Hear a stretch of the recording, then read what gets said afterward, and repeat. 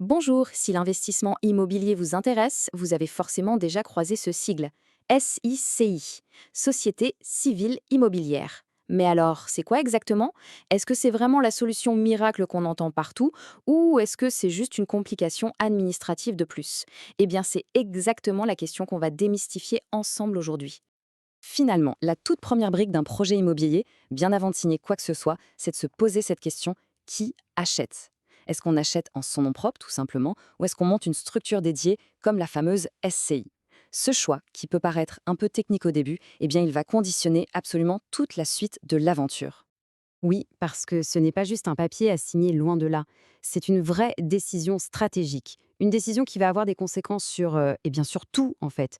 Sur la gestion au quotidien, sur les impôts, et même sur la façon dont le patrimoine sera transmis un jour.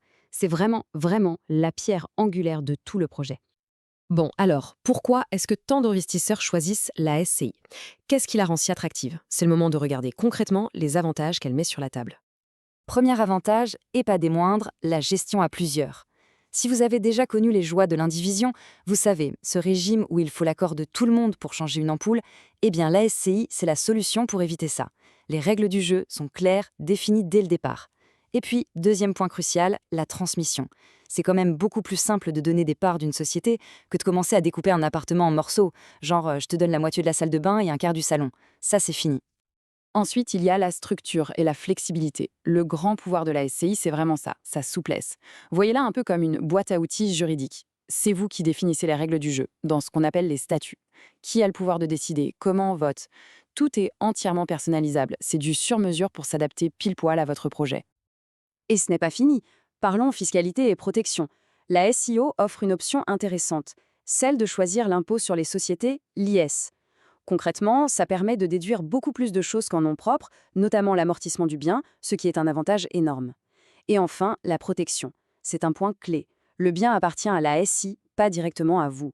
Ça crée une sorte de bouclier, une séparation nette entre le patrimoine immobilier et le patrimoine personnel. Bon, attention, parce que jusqu'ici ça a l'air parfait, mais la SCI, ce n'est pas non plus un long fleuve tranquille. Il faut absolument connaître sa face un peu moins glamour, ses contraintes.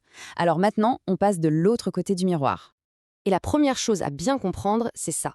Une SCI, ce n'est pas juste un papier qu'on signe une fois et qu'on oublie dans un tiroir. Non, c'est une vraie petite entreprise. Et qui dit entreprise, dit gestion. Ça implique des coûts bien sûr, mais aussi une certaine rigueur administrative qu'il ne faut surtout pas sous-estimer.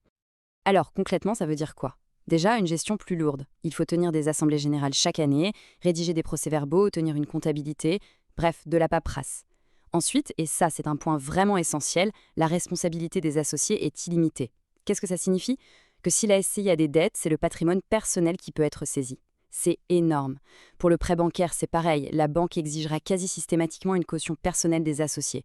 Donc le bouclier a ses limites. Et enfin, attention à la revente, la fiscalité sur la plus-value n'est pas toujours plus intéressante qu'en direct, loin de là. Bon, imaginons que vous ayez pesé le pour et le contre, et que vous soyez convaincu. La SCI, c'est pour vous. Parfait. Mais comment on fait concrètement? Quelles sont les étapes? Allez, voyons le mode d'emploi. Le processus est assez clair, il y a 5 grandes étapes. On commence par le plus important, la rédaction des statuts. C'est vraiment l'acte de naissance de votre société, son ADN. Et là, un conseil, faites-vous accompagner par un notaire ou un avocat. Ensuite, on dépose le capital social, qui peut être très faible, parfois juste symbolique. Troisième étape, on publie un avis dans un journal d'annonce légale. Après ça, on envoie tout le dossier au greffe via le guichet unique sur Internet.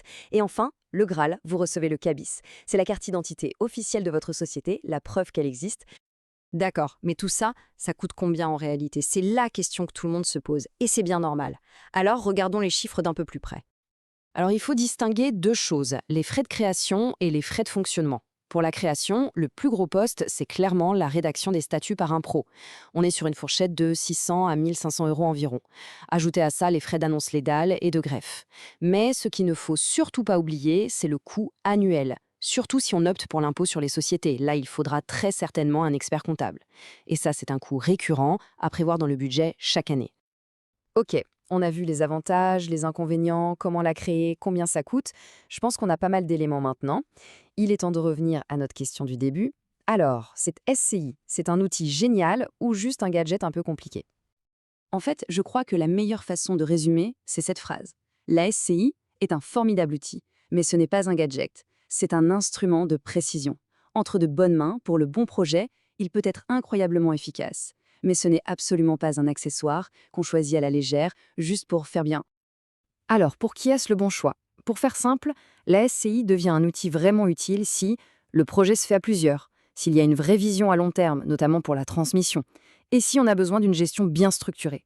À l'inverse, elle risque de devenir un gadget complexe et coûteux si l'achat est simple, s'il est réalisé seul, et s'il n'y a pas d'enjeu particulier de transmission. Dans ce cas, c'est un peu sortir un marteau-piqueur pour planter un clou.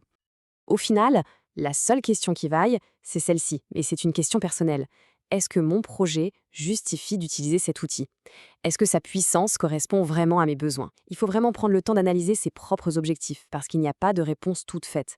La bonne solution, elle n'est pas universelle, elle dépend de chaque projet, de chaque histoire.